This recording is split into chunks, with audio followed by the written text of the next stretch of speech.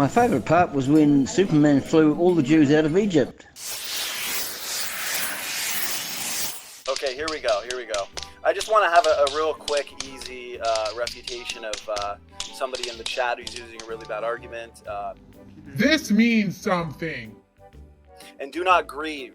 Okay, all grieve the Holy Spirit means is do not make the Holy Spirit sad. Okay, so when we walk in the flesh, when we walk according to the old man, and we don't allow the Holy Spirit to guide us, that can make the Holy Spirit grieve. That can make the Holy Spirit sad. Oh, stop. In the same way that if my kids don't follow my rules, that's going to make me sad as a dad. So what's going on here? You can see by the screenshot of the chat, everybody's putting in a verse. Then when it's SFT's turn to speak, he decides to choose one to posture over. And I was taken back by his answer. Let's take a serious look at these verses.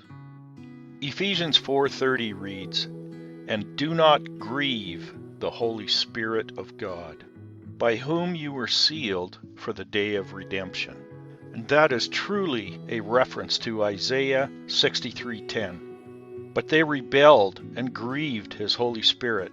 Therefore he turned to be their enemy, and himself fought against them. As self-explanatory as that might be, let's have a look at the Greek BDAG. You can see here it says to cause severe mental or emotional stress, to vex and to irritate, offend, insult. It is also used for the severe humiliation or outrage. Now let's have a look at Brown Driver Briggs, Hebrew and English lexicon. For Isaiah 63:10, it's a comeliness to corruption. They vexed his Holy Spirit. My affairs they vex. With speech they vex me. They used to cause him pain, and he was vexed to his heart. And as we move on in the verse, of God as enemy of rebellious people, turn oneself, turn back, of his name as sacred, inviolable, separate from all defilement, is his Holy Spirit.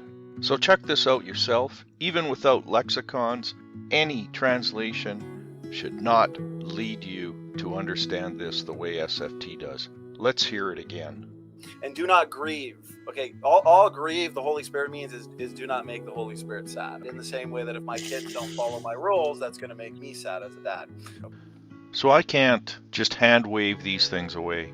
In Hebrews 10:30 it says, "For we know him who said, 'Vengeance is mine, I will repay,' and again the Lord will judge his people." It is a fearful thing to fall in the hands of the living God.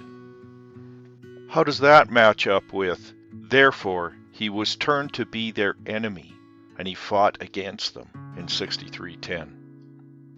And Philippians 2:12, "Therefore, my beloved, as you have always obeyed, so now, not only as in my presence, but much more in my absence, work out your salvation with fear and trembling."